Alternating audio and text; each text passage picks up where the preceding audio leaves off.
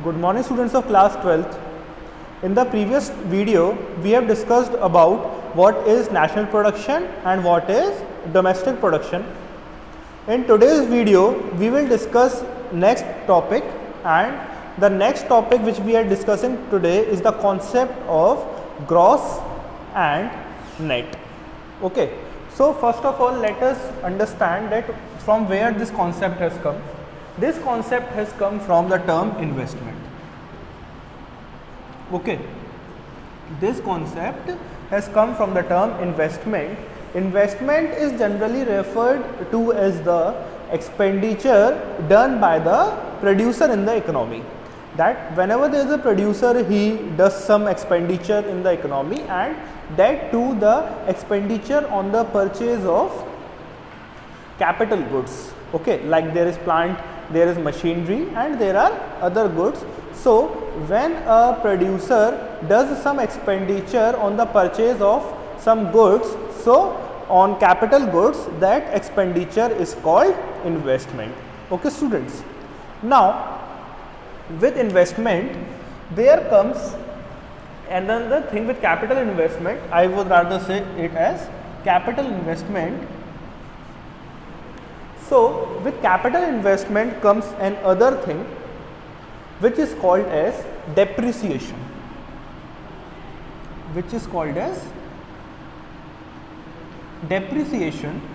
and you might be familiar with the word depreciation. That depreciation is the amount of expenditure, is the amount of decrease in the value of the asset due to usage, wear and tear, and the passage of time or expected obsolescence. Okay.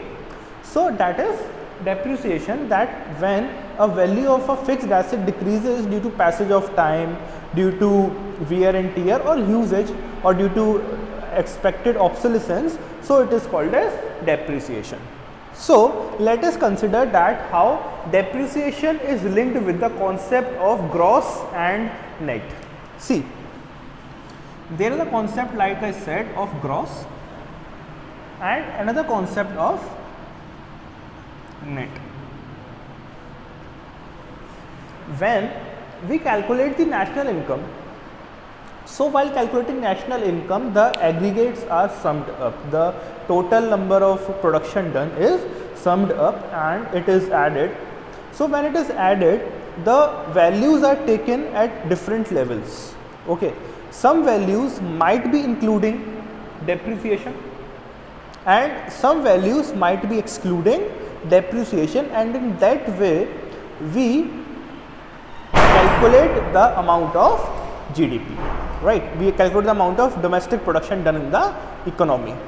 So when we calculate the domestic production done in the economy and it includes the amount of depreciation, means production includes the amount of depreciation, then the figure which we get after including the amount of depreciation is called as gross figure. Okay, the production which we get after the addition of depreciation will be called as gross domestic production. On the other hand, when we will do production and we will deduct the value of depreciation, or we will not include the value of depreciation. What is it? That when we calculate the amount of production and we add the value of depreciation, we do not add the value of depreciation, or we deduct the value of depreciation, then we get net domestic production. So it is production, but it excludes, it do not include, that means it excludes depreciation.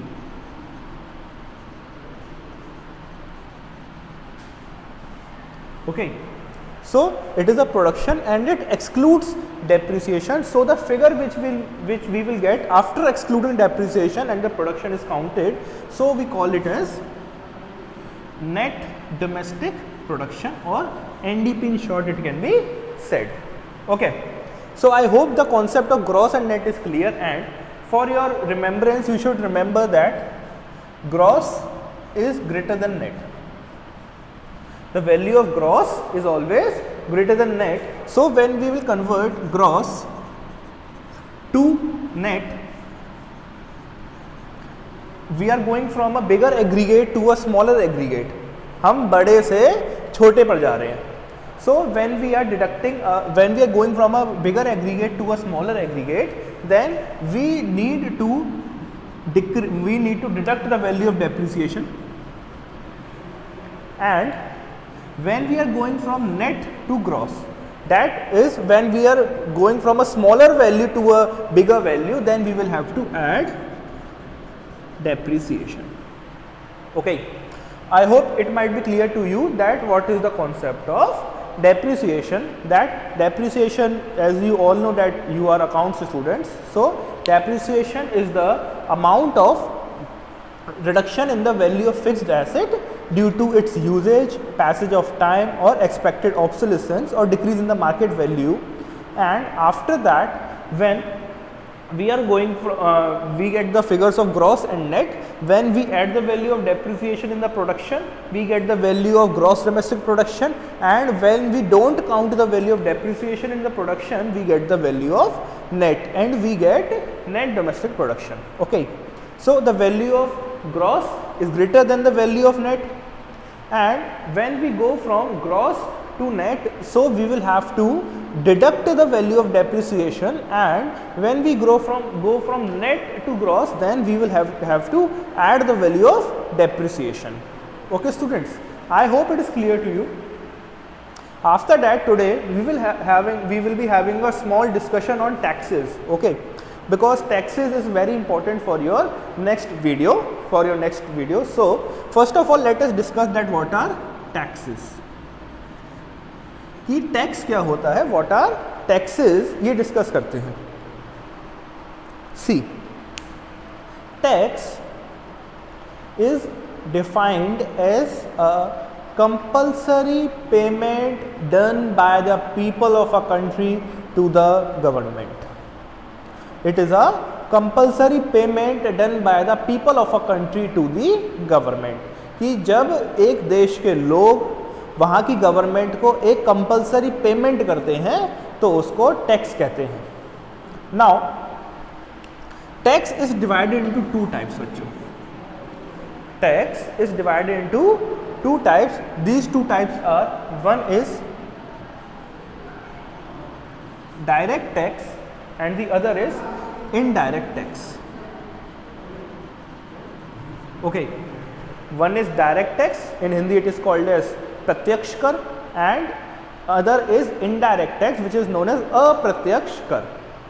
So now let us understand that what is the difference between the direct tax and the indirect tax. See, direct tax I will explain you with an example. Suppose you are earning some income. I am talking about 5 or 6 years from now. You are earning some income, and on that income you need to pay tax. Your income is that much that you have to pay tax, and with that your father is also earning and his income is also at that level that he has to pay tax. Okay, so your father will pay the tax on his income and you will pay the tax on your income. He will pay on his income and you will pay on your income. But can it be done like this, that you give your taxable amount to your father and he submitted it to the government on your behalf? Means you transferred your burden of payment to your father and he submitted on your behalf. It cannot be done in the case of direct tax. Okay, so direct tax is, that is why said that burden of payment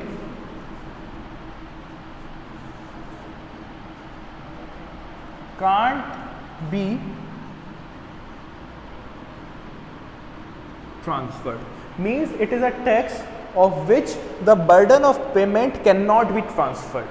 Like example are,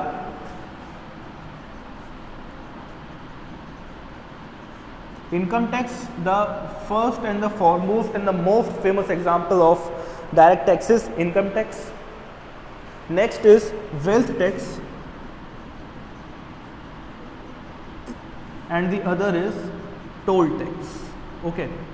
So these are three examples of direct tax, means tax which is directly collected by the government.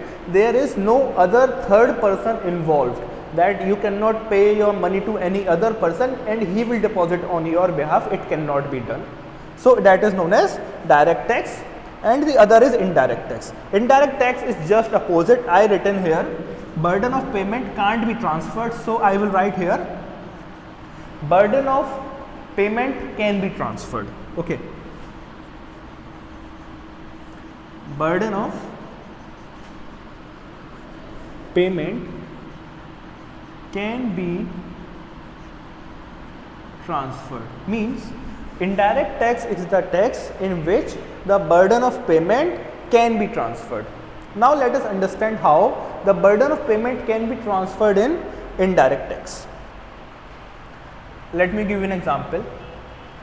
Like you go to a stationery shop and you purchased a pen which was costing around 9.5 rupees, and with tax of 0.5 paisa it costed you around 10 rupees. Okay.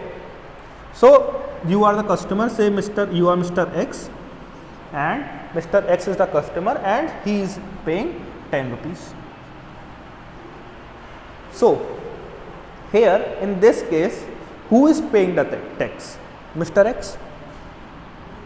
Mr. X is paying the tax, but Mr. X is not getting it deposited in the government's account.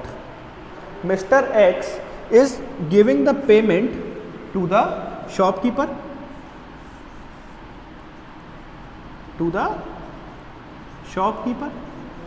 and then it is the duty of the shopkeeper to deposit that tax into the account of government. Okay. In this case, the burden of payment of tax is transferred from Mr. X to the shopkeeper. In this case, the burden of payment of tax is transferred from Mr. X to the shopkeeper, and then the shopkeeper's duty is this, that he should deposit it with the government. Okay. So this is an example of indirect tax. Okay. I hope you would have understood that what is indirect tax, means the burden of payment can be transferred, that X was liable to pay tax, it was his duty to pay tax, he paid the tax, but he does not deposited it directly into the government's account. He transferred it to Mr. Shopkeeper, and the Mr. Shopkeeper then transferred it to the government's account. So the burden of payment can be transferred, and that type of tax is known as indirect tax. Its example are GST, first and foremost example GST, sales tax, service tax, excise duty and custom duty, and one more, entertainment tax. And you can also write VAT, value added tax. So these are the example of indirect taxes, and that is the definition of indirect taxes, that indirect taxes is the tax in which the burden of payment can be transferred, means the person who is liable to pay tax is not directly depositing the tax into the government's account, but it is he is giving that amount to any other person, and that other person is depositing it into the government's account. And in direct tax, the person who is liable to pay tax is directly giving the money to the government. Okay. So that is the difference between direct tax and indirect tax. In next video, we will discuss about subsidies. Okay. And from subsidies and indirect taxes, we will then make a formula, and we will understand that what is the difference between the and how it is used. Okay, students. So we will meet in the next video. Till then, Take care and stay at your home. Thank you.